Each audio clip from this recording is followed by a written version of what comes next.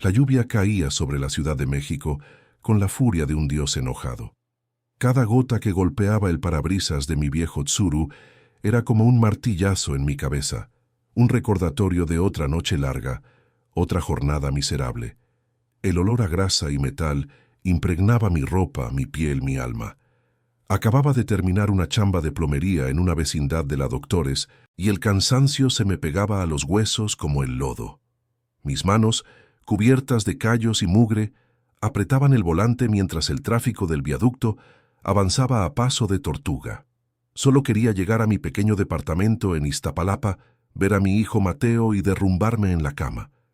Pero el destino, o más bien la aplicación de servicios, tenía otros planes. El celular vibró en el tablero con un sonido distinto, un ping agudo y urgente que nunca había escuchado. Servicio de emergencia, tarifa premium, una tubería rota en Polanco. Polanco. El nombre sonaba como un país extranjero, un universo paralelo al mío. La tarifa era casi lo que ganaba en 3 días buenos, suficiente para comprar el inhalador de Mateo para el próximo mes. Y tal vez, solo tal vez, pagar la renta sin tener que pedirle prestado a mi compadre otra vez. No podía decir que no. Acepté el servicio antes de que mi cerebro procesara la decisión, movido por ese instinto de supervivencia que se había convertido en mi único motor. Mientras conducía hacia el otro lado de la ciudad, un abismo de concreto y desigualdad, la voz de mi exesposa resonaba en mi cabeza. Nunca vas a ser suficiente, Javier. Con tu ambición de pobre siempre estaremos estancados. Se fue hace años, buscando una vida que yo no podía darle, dejándome con un taller mecánico que la pandemia terminó de devorar y un hijo de 7 años cuya risa era lo único que me mantenía a flote.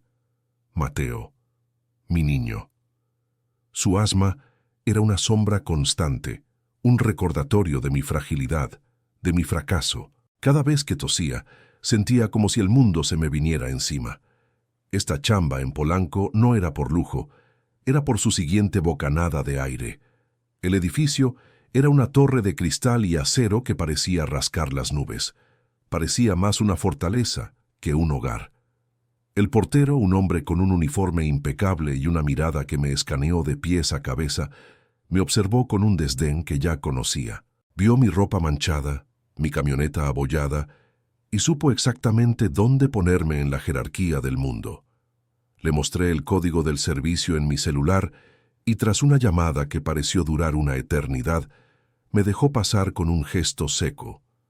El elevador era silencioso y rápido, una cápsula de lujo que me transportó a un mundo que solo había visto en películas. Penthouse. El último piso. La puerta de madera oscura se abrió antes de que pudiera tocar, y ahí estaba ella. No era una mujer, era una visión, incluso sin maquillaje, con el cabello húmedo y envuelta en una bata de seda que se ceñía a su cuerpo, irradiaba un poder que te dejaba sin aliento. Tenía la mirada de alguien acostumbrado a dar órdenes, a que el mundo se doblegara a su voluntad. Pero en ese momento, en sus ojos había algo más. Una grieta en la armadura, una rara expresión de frustración, casi de pánico.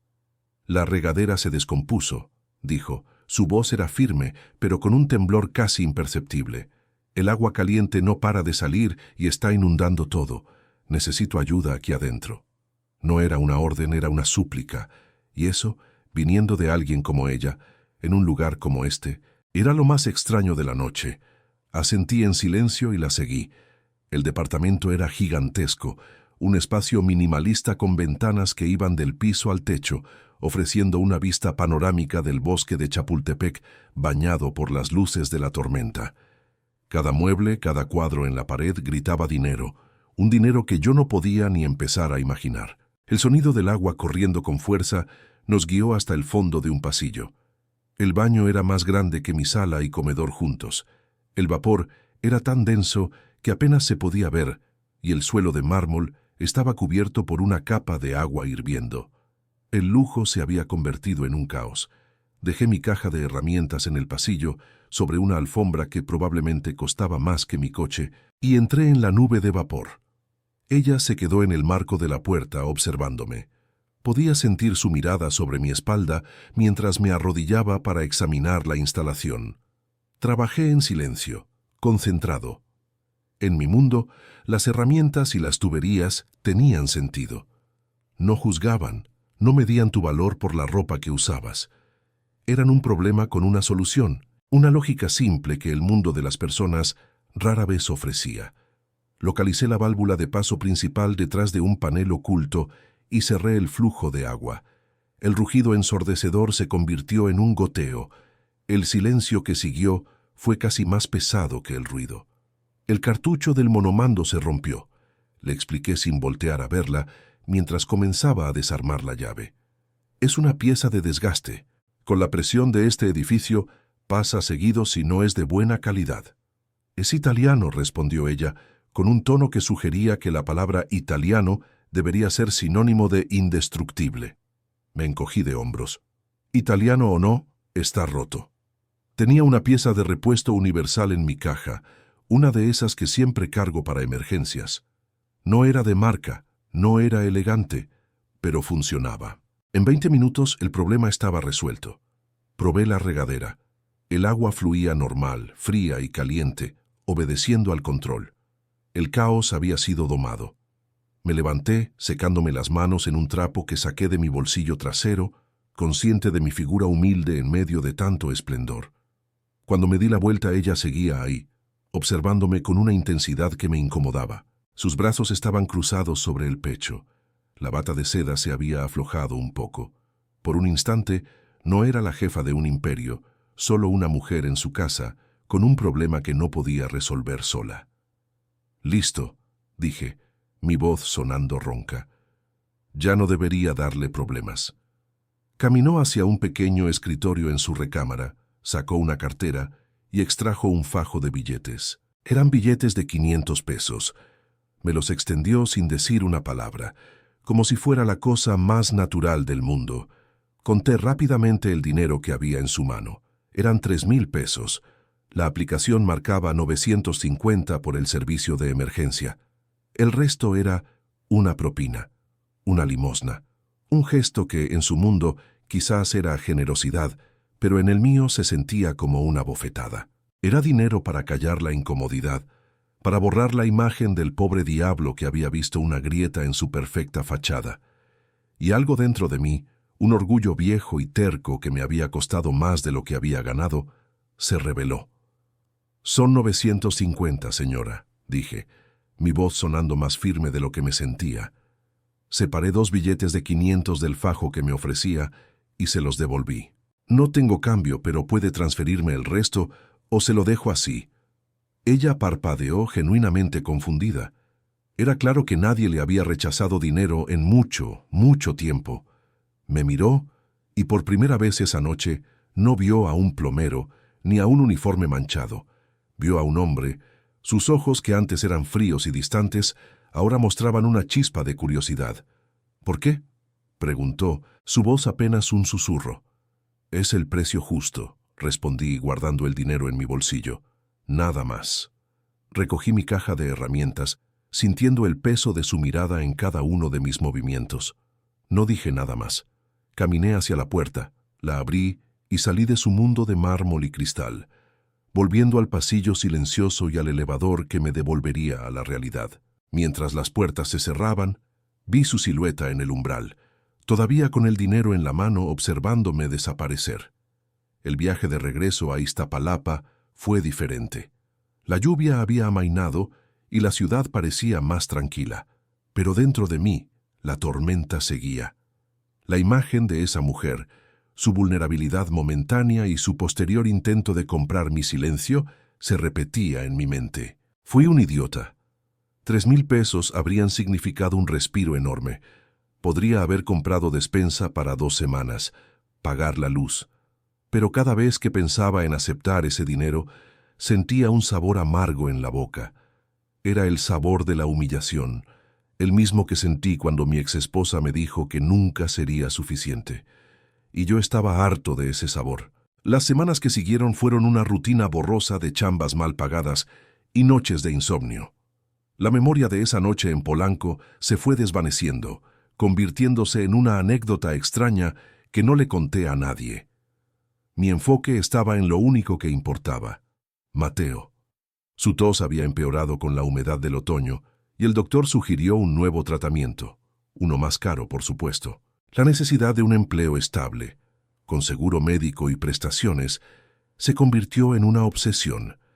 Cada noche, después de que Mateo se dormía, me sentaba en la pequeña mesa de la cocina y llenaba solicitudes en línea, enviando mi currículum a docenas de empresas esperando un milagro, y un día el milagro llegó. O eso creí. Una llamada de recursos humanos de InnovaPay, una de las empresas de tecnología financiera más grandes del país. Tenían una vacante en el equipo de mantenimiento de su corporativo. El sueldo no era espectacular, pero era fijo. Y lo más importante, ofrecían un seguro de gastos médicos mayores que cubriría el tratamiento de Mateo. Sentí que el universo por fin me estaba dando una tregua. Pasé las entrevistas, una prueba técnica que superé sin problemas, y una semana después me ofrecieron el puesto. El día que firmé el contrato, sentí que podía volver a respirar. Mi primer día en InnovaPay fue abrumador. El edificio corporativo en Santa Fe era un monstruo de acero y vidrio, un símbolo del poder y el dinero que se movía entre sus paredes. Me dieron un uniforme gris, un gafete con mi foto y un recorrido por las entrañas del edificio. Los generadores, los sistemas de aire acondicionado, los paneles eléctricos. Era un mundo subterráneo, invisible para los ejecutivos que caminaban por los pisos de arriba. Mi trabajo era asegurarme de que su mundo perfecto siguiera funcionando sin contratiempos, y fue al final de esa primera semana, mientras revisaba un tablero en el lobby principal, que la vi. Salió de un elevador privado, rodeada por un séquito de hombres y mujeres en trajes caros que asentían a cada una de sus palabras. Era ella, Isabela Garza. Llevaba un traje sastre azul marino que gritaba poder, su cabello recogido en un peinado impecable y un maquillaje que la hacía parecer una diosa de la guerra. Su mirada era fría, calculadora, barriendo el espacio sin detenerse en nada ni en nadie que no considerara importante. Pasó a menos de 3 metros de mí. Nuestros ojos ni siquiera se cruzaron. Para ella, yo era invisible. Una sombra gris, parte del mobiliario, tan insignificante como la maceta de la esquina, y en ese instante, el peso de la realidad me aplastó. El hombre que la había visto en bata de seda, desesperada en su baño inundado, era ahora un fantasma en su propio castillo, y la vergüenza, fría y afilada, se me clavó en el pecho. Yo conocía su secreto, su momento de debilidad, pero ella ni siquiera sabía que yo existía. O peor aún, tal vez sí lo sabía, y había elegido ignorarlo, borrarlo, como si nunca hubiera sucedido. Los días se convirtieron en semanas, y mi existencia en InnovaPay se redujo a una rutina de invisibilidad. Yo era el hombre de los sótanos, el que cambiaba focos en pasillos vacíos y desatascaba tuberías en baños que nadie usaba. La veía pasar a veces, una estela de perfume caro y autoridad, siempre rodeada, siempre inalcanzable. Ella vivía en el cielo de ese edificio, yo en sus entrañas. Éramos 2 polos de un mismo imán, condenados a no tocarse jamás. Me convencí a mí mismo de que era mejor así. El anonimato era una armadura. Si ella no me recordaba, no podía compadecerme, y yo no necesitaba su lástima. Pero el destino tiene un sentido del humor retorcido. Un sábado por la noche, cuando la ciudad se preparaba para la fiesta, yo estaba en casa, ayudando a Mateo con una maqueta del sistema solar. Su risa llenaba nuestro pequeño departamento, el único sonido que podía ahogar el zumbido constante de mis preocupaciones. Entonces, mi celular de trabajo, un aparato básico que rara vez sonaba fuera de horario, empezó a vibrar con una insistencia frenética. Era una alerta roja del corporativo, una falla eléctrica masiva, apagón en los pisos superiores, servidores en riesgo. Mi supervisor me ordenó ir de inmediato. Le di un beso a Mateo en la frente, le prometí que no tardaría, y salí corriendo hacia el monstruo de cristal en Santa Fe. Al llegar, el caos era palpable. Las luces de emergencia parpadeaban, arrojando sombras fantasmales en el lobby desierto. En el centro de control, en el corazón tecnológico del edificio, encontré a Isabela Garza. No llevaba su traje de poder, sino unos jeans y una blusa sencilla. Su rostro estaba pálido, tenso. A su lado, un grupo de ingenieros, los genios de élite de la empresa, miraban monitores llenos de códigos de error, hablando en un lenguaje técnico que sonaba a desesperación. Uno de ellos, un tipo joven con lentes de diseñador, le explicaba con nerviosismo: «Señorita Garza, no es el suministro externo. El fallo es interno. No encontramos el origen.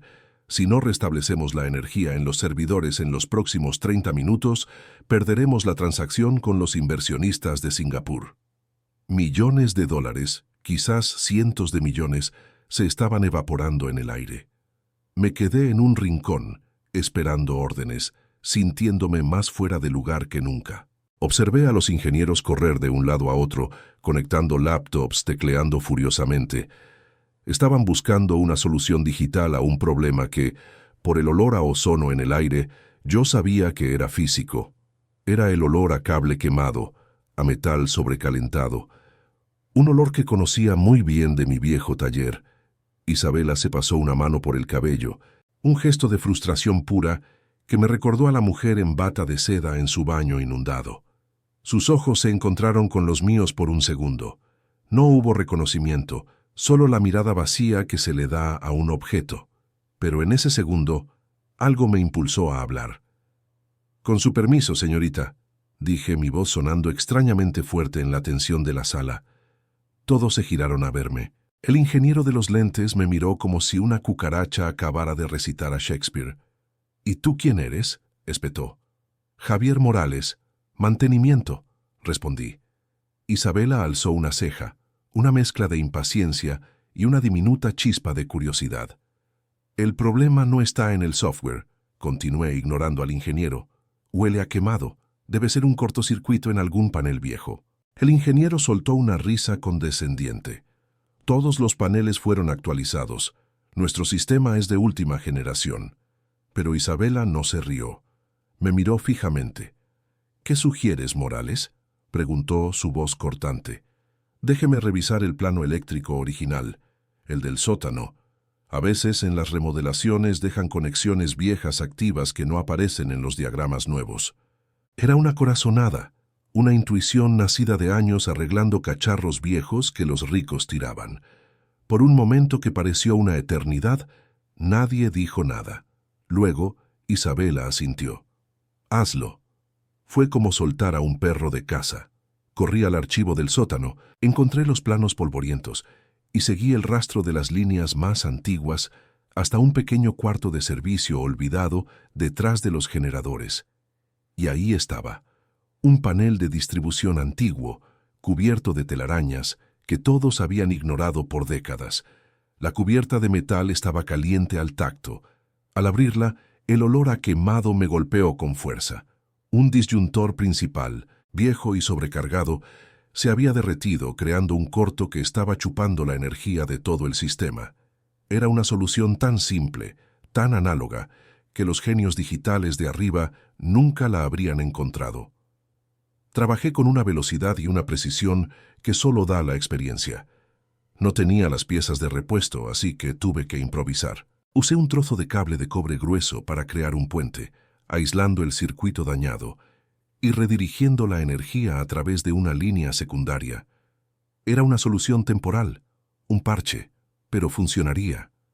Mientras mis manos callosas trabajaban, sentí una presencia detrás de mí. Era Isabela. Había bajado sola, sin su séquito.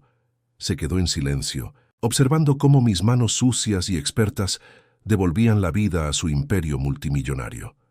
Cuando hice la conexión final, un zumbido profundo recorrió el edificio, y a lo lejos escuchamos los vítores de los ingenieros cuando las pantallas volvieron a la normalidad. Me levanté limpiándome el sudor de la frente con el dorso de la mano, y entonces ella me miró. De verdad me miró. No como a un empleado, no como a un mueble. Sus ojos recorrieron mi rostro, se detuvieron en mis manos y por primera vez vi algo en ellos que no era poder ni frustración. Era respeto. «Lo salvaste», dijo, su voz apenas un susurro. «Salvaste la empresa». Asentí sin saber qué decir. «Solo hice mi trabajo», respondí. En ese momento, el abismo entre nosotros pareció encogerse. Ya no era la CEO y el de mantenimiento. Éramos dos personas en un sótano polvoriento, en medio de la noche, compartiendo un momento de victoria. La sensación de triunfo, sin embargo, duró poco. Al día siguiente, la vida me recordó brutalmente cuál era mi lugar. Recibí una llamada del colegio de Mateo. Mi hijo no podía respirar. Había sufrido una crisis de asma severa y se lo habían llevado de urgencia al hospital público. El mundo se detuvo. Dejé la maqueta a medio pintar sobre la mesa, el olor a pegamento y pintura acrílica llenando el aire. No tomé mi chamarra, no cerré la puerta con llave. Corrí por las escaleras de mi edificio, empujando a gente sin disculparme, con el corazón martillándome en la garganta como un animal enjaulado. Afuera la noche era fría, pero yo no sentía nada. Solo el eco de 3 palabras en mi cabeza. No puede respirar. El hospital público era un laberinto de desesperación. El olor a cloro y enfermedad te golpeaba en la cara en cuanto cruzabas la puerta. La sala de urgencias estaba atestada de gente, un mar de rostros angustiados, de llantos silenciosos y quejidos ahogados. Me abrí paso hasta el mostrador, gritando el nombre de mi hijo a una enfermera cuyo rostro era una máscara de agotamiento.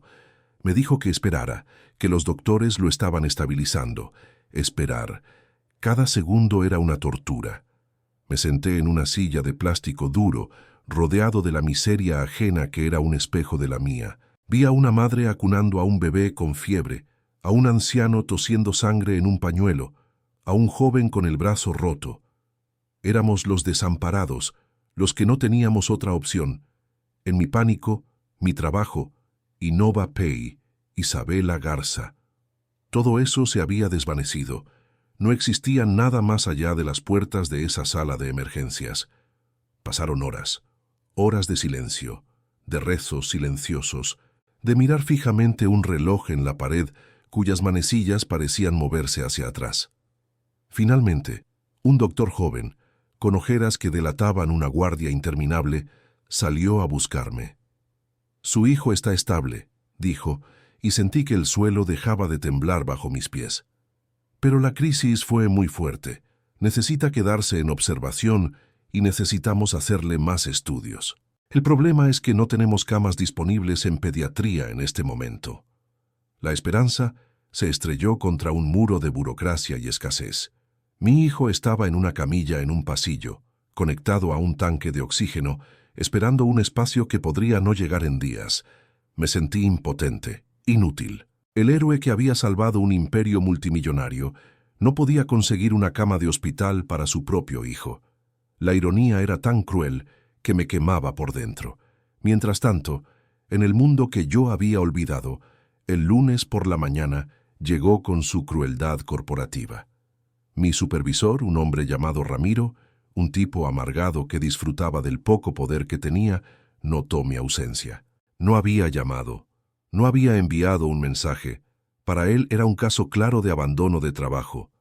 «Irresponsable», murmuró mientras llenaba el formulario de despido. Se le subieron los humos por lo del sábado y ya se siente indispensable. Estaba a punto de enviar el correo a Recursos Humanos cuando su teléfono de escritorio sonó. Era la línea directa de la presidencia. Isabela Garza, por su parte, había llegado a la oficina sintiendo algo que no sentía a menudo. Curiosidad. Quería saber más del hombre de mantenimiento que había resuelto un problema que sus ingenieros de élite no pudieron. Le pidió a su asistente que localizara a Javier Morales, que quería agradecerle personalmente, quizás con un bono. Cuando su asistente la comunicó con Ramiro, el supervisor de mantenimiento, la conversación tomó un giro inesperado. «¿Morales?», dijo Ramiro con un tono entre servil y quejumbroso. «Justamente le iba a notificar a RH, señorita Garza. El señor Morales no se presentó a trabajar hoy. Ni siquiera tuvo la decencia de avisar. Ya estoy procesando su baja por incumplimiento de contrato».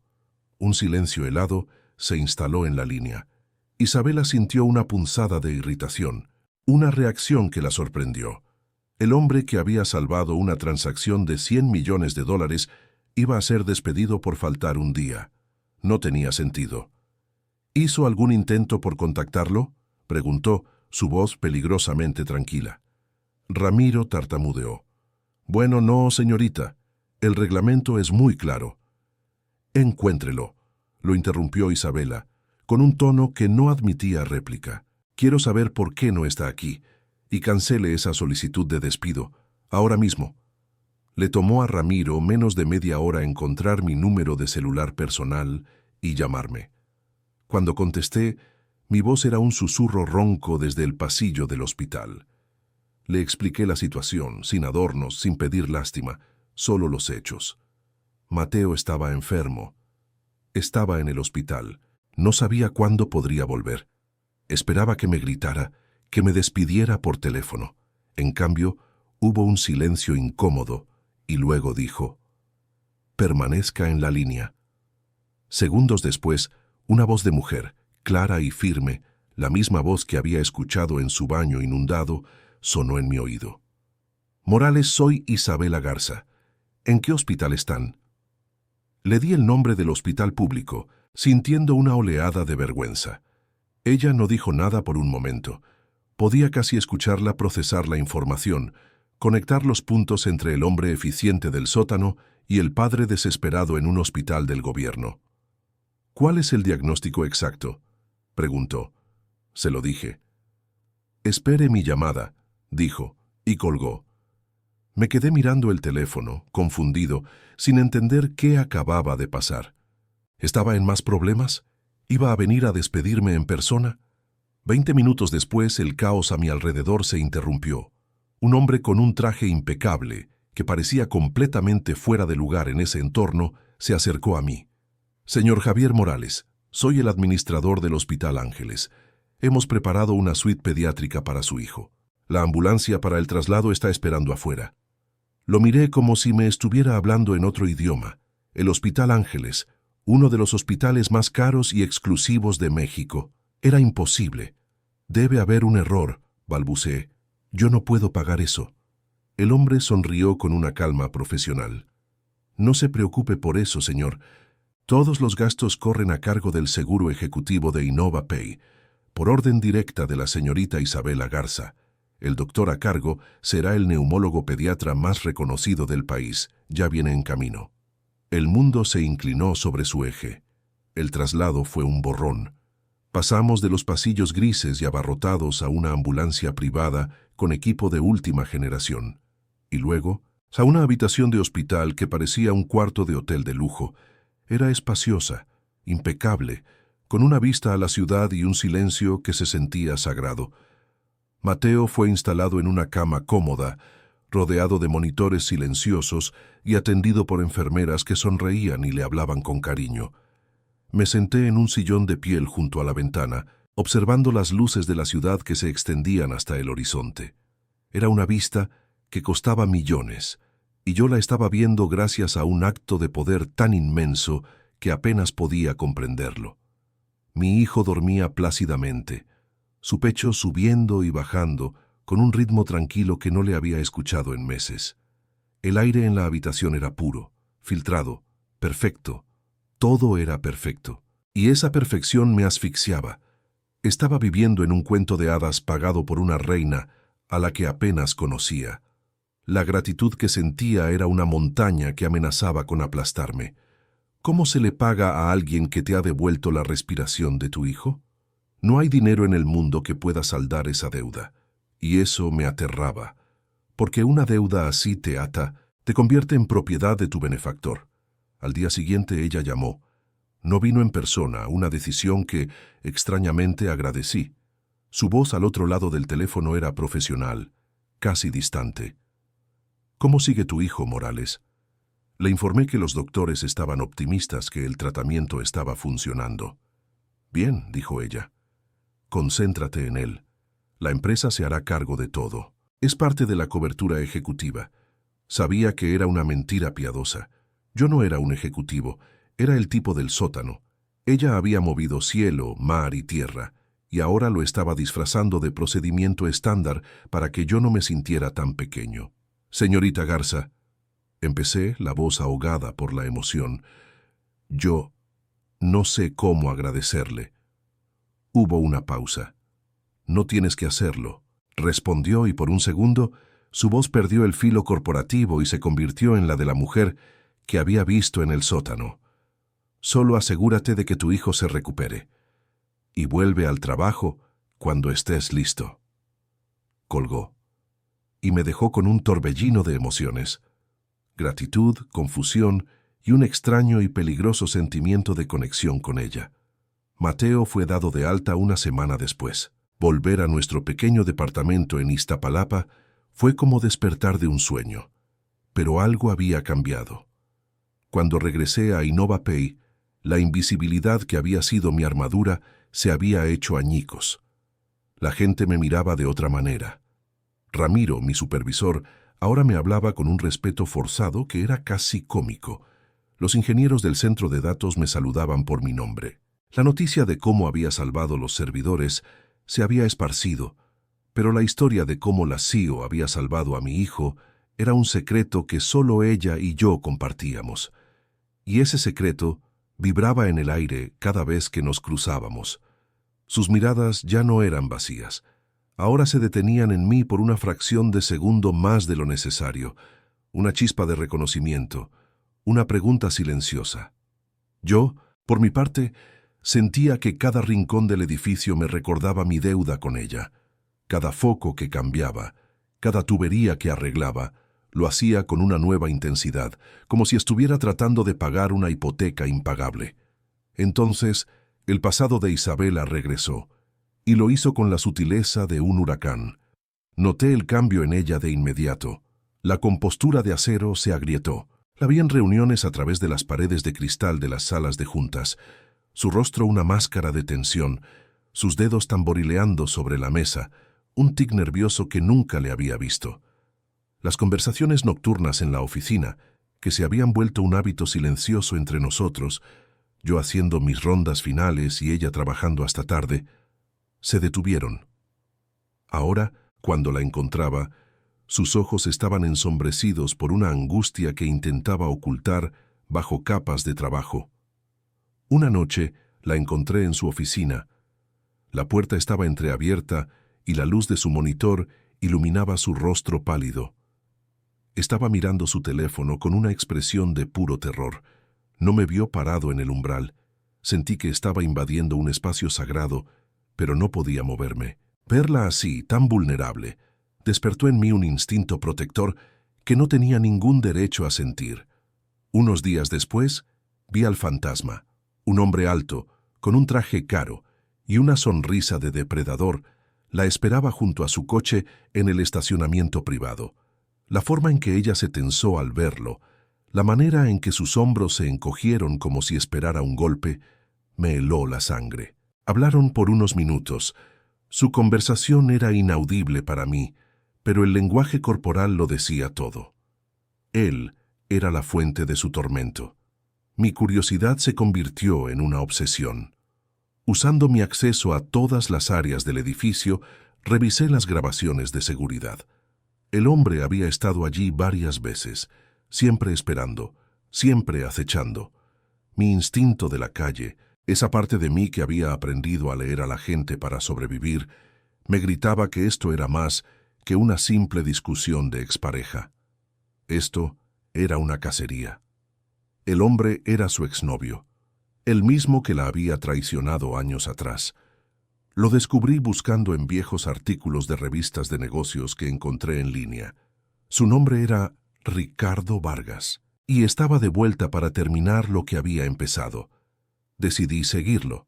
Fue una decisión estúpida, impulsiva, que podría costarme el trabajo que tanto necesitaba. Pero la imagen de Isabela, aterrorizada, no me dejaba en paz. Después de que se fue del edificio, tomé mi viejo Tsuru y lo seguí a una distancia prudente. Se detuvo en un café lujoso en la Condesa. Se sentó en una mesa en la terraza y minutos después otro hombre se unió a él. Era un tipo de aspecto sórdido, uno de esos que huelen a problemas a 1 kilómetro de distancia. Mientras hablaban, Ricardo le pasó un sobre. Pude ver la sonrisa de suficiencia en su rostro. Estaba planeando algo, y yo tenía que saber qué era. Al día siguiente volví al café. Llevaba mi uniforme de mantenimiento, pero había añadido un chaleco falso con el logo de una compañía de Internet. Mi caja de herramientas era mi coartada. Le dije al gerente que había un reporte de fallas en la señal de Wi-Fi de la zona y que necesitaba revisar el módem del local, que casualmente estaba cerca de la mesa donde Ricardo se había sentado. Mientras fingía revisar cables debajo de la barra, instalé un pequeño micrófono grabador que había comprado en el centro. Era un riesgo enorme. Si me descubrían, no solo me despedirían, probablemente me acusarían de algo grave. Pero el miedo a perderlo todo era más pequeño que el miedo a verla a ella destruida. Dejé el micrófono ahí, recé para que la batería durara y me fui, con el corazón en la garganta. 2 días después, volví con la misma excusa del Wi-Fi. Ricardo Vargas estaba en la misma mesa, esta vez solo, bebiendo un café con la arrogancia de un rey. Mientras él estaba distraído con su teléfono, recuperé el dispositivo. Esa noche, en la soledad de mi departamento, después de que Mateo se durmiera, conecté la grabadora a mi vieja laptop. Contuve la respiración y le di al play. La voz de Ricardo era clara, untuosa, llena de veneno. «Así que es simple», le decía a su cómplice. «Le das el sobre a mi contacto en el periódico. La foto es solo el aperitivo. La historia principal es sobre su abuelo, el gran fundador. Resulta que el capital inicial de la familia Garza no vino de un préstamo bancario, sino del desfalco a sus antiguos socios. Tengo los documentos que lo prueban. Soy Isabela me nombra socio en InnovaPay, o el apellido Garza se convierte en sinónimo de ladrón. Su reputación, su legado, todo se irá por el caño». Sentí un escalofrío. No era solo un chantaje, era una bomba atómica diseñada para aniquilarla por completo. Copié el archivo de audio a una memoria USB barata. Al día siguiente la busqué. La encontré en el jardín de la azotea del corporativo, un espacio verde para ejecutivos al que yo no tenía acceso. Pero ya no me importaban las reglas. Se sobresaltó al verme. «¿Morales? ¿Qué haces aquí?» Su rostro estaba demacrado. Las ojeras bajo sus ojos eran la prueba de sus noches sin dormir. «Señorita Garza», dije, mi voz sonando extrañamente calmada, «necesito que escuche algo». Le extendí la memoria USB. Ella la miró con desconfianza. «¿Qué es esto?» «Es la solución a su problema con Ricardo Vargas», respondí. Sus ojos se abrieron de par en par, una mezcla de miedo y shock. «¿Cómo?» «Solo escúchelo», insistí. «Y no se preocupe, él nunca sabrá de dónde vino». Me di la vuelta para irme. «Espera», dijo. Su voz era un susurro. «¿Qué quieres a cambio?» Me detuve y la miré por encima del hombro. La mujer más poderosa de la ciudad, preguntándome a mí, el hombre del sótano, cuál era mi precio. En ese momento, el universo se reacomodó. La deuda que sentía hacia ella se evaporó, reemplazada por algo más, algo parecido al equilibrio. «Nada», le dije. «Usted salvó a mi hijo. Considere esto como un pago inicial».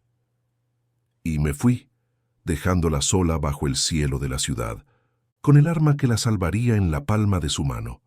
La atracción entre nosotros se volvió un campo magnético del que no podíamos escapar. Las noches en la oficina vacía se llenaron de conversaciones. Ella me hablaba de la presión de su padre, de la soledad en la cima. Yo le hablaba de Mateo, de mis sueños rotos de tener un taller propio. Descubrí a la mujer detrás del aseo, ingeniosa, con un humor seco y una vulnerabilidad que guardaba bajo 7 llaves. Ella descubrió al hombre detrás del uniforme, un tipo que leía de todo, que podía arreglar cualquier cosa y que amaba a su hijo con una ferocidad que la conmovía. Pero ambos éramos prisioneros, yo de mi pobreza, de la convicción de que un hombre como yo solo podría arrastrarla hacia abajo. Ella, de su miedo a ser traicionada de nuevo, a que su junta directiva y su padre vieran nuestra conexión como una debilidad fatal. El golpe de realidad llegó en un correo electrónico corporativo. La junta directiva, presionada por el padre de Isabela para optimizar costos, había aprobado una reestructuración. El departamento de mantenimiento sería disuelto. Seríamos reemplazados por una empresa de outsourcing. Estaba despedido. Y la orden de ejecución, la firma al final del documento, sería la de Isabela Garza. La vi esa noche. Sus ojos me suplicaban que entendiera que era una decisión de negocios, que no era personal. Pero ¿cómo no iba a hacerlo? El trabajo que ella misma me había salvado, ahora me lo estaba quitando. Y justo cuando creía que las cosas no podían empeorar, Ricardo Vargas, furioso por haber perdido su poder sobre ella, jugó su última carta. Una foto, una imagen granulada, tomada con un teleobjetivo, de Isabela y yo hablando una noche afuera del edificio. El titular del periódico de chismes era venenoso, la CEO de InnovaPay, y su romance con un empleado. Acusaciones de favoritismo ponen en jaque su liderazgo. El escándalo explotó. Mi nombre y mi cara estaban en todos lados. En la oficina, los susurros me seguían por los pasillos. Era el amante pobre, el arribista, el que se había aprovechado de la jefa. La junta directiva convocó a una reunión de emergencia. El ultimátum era claro. O Isabela me despedía públicamente, negaba cualquier relación y salvaba la imagen de la empresa, o su carrera, el imperio que su padre había construido, se derrumbaría. La vi entrar a esa sala de juntas, un acuario de cristal en el piso más alto. Parecía un gladiador entrando a la arena. Su padre estaba ahí, con su mirada de hielo. Los accionistas, un grupo de hombres mayores con rostros de piedra, la miraban como buitres. Yo estaba en el sótano, empacando mis pocas cosas en una caja de cartón, esperando la llamada de recursos humanos que sellaría mi destino. Pero la llamada nunca llegó. En cambio, mi supervisor Ramiro corrió a buscarme, pálido como un fantasma. La señorita Garza te necesita, en la sala de juntas, ahora. Entré a ese santuario del poder sintiéndome como un intruso. Todos los ojos se clavaron en mí. Isabela estaba de pie en la cabecera de la mesa. Irradiaba una calma aterradora. «Damas y caballeros», comenzó, su voz resonando en el silencio. «Me han convocado para que responda por esta foto y despida a Javier Morales. No haré ninguna de las dos cosas». Un murmullo recorrió la sala. Su padre la miraba con furia contenida. «Esta conexión que ustedes llaman inapropiada», continuó Isabela, mirándome directamente a los ojos, «es una de las cosas más valiosas que le han pasado a esta empresa». Proyectó en la pantalla gigante el informe de la noche del fallo eléctrico. Mostró los correos de los ingenieros admitiendo su fracaso. Y luego, el video de seguridad de un hombre en uniforme gris trabajando febrilmente en un panel olvidado, salvando $100 millones. «Este es Javier Morales», dijo, «el hombre que ustedes quieren que despida». Luego, sin previo aviso, reprodujo el audio. La voz de Ricardo Vargas llenó la sala, detallando su plan de extorsión. El silencio se volvió pesado, espeso. «Y este», dijo Isabela, «es el hombre que me estaba chantajeando. La foto no es la prueba de un romance, es la prueba de una cacería. Y Javier Morales, con más valor e ingenio que todo nuestro equipo legal, fue quien me salvó». Se hizo una pausa, dejó que la información se asentara. «Así que no voy a despedir al señor Morales, tampoco voy a disolver el departamento de mantenimiento, voy a hacer algo mucho mejor». Se giró hacia la pantalla y proyectó una nueva diapositiva. «Voy a crear una nueva división, innovación y soluciones prácticas. Un equipo dedicado a resolver problemas reales con ingenio, no solo con algoritmos, y su director será Javier Morales». La sala explotó. Su padre se puso de pie, rojo de ira. Pero Isabela no retrocedió. Argumentó con una pasión y una lógica implacables, demostrando el valor perdido, el potencial sin explotar en la gente que el corporativo consideraba invisible. Y por primera vez, la Junta no vio a la hija de su fundador. Vieron a una líder, meses después. El sol de la tarde bañaba un parque en la colonia Roma. Mateo, con los pulmones sanos y la risa fácil, corría detrás de una pelota. Yo lo miraba desde una banca, ya no con el uniforme gris, sino con la ropa de un hombre que por fin había encontrado su lugar. Ella llegó caminando, sin tacones, sin traje sastre. Llevaba unos jeans y una camiseta sencilla.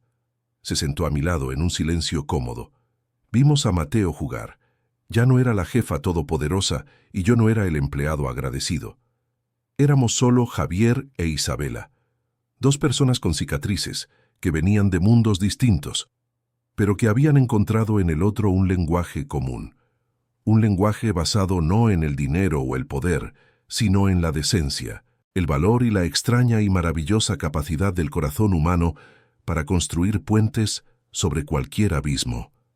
Ella me sonrió, una sonrisa genuina, libre de las cargas de su imperio, y en esa sonrisa entendí que el verdadero valor de una persona no se mide por lo que tiene en el banco, sino por la fortaleza que tiene para ofrecer cuando alguien más lo necesita. ¿Crees que el valor de una persona puede cambiar dependiendo del lugar donde se encuentre?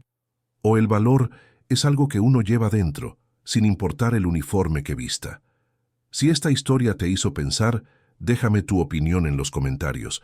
Y si quieres seguir escuchando relatos sobre cómo la vida puede dar giros inesperados, suscríbete al canal. A veces, las conexiones más improbables son las que terminan salvándonos.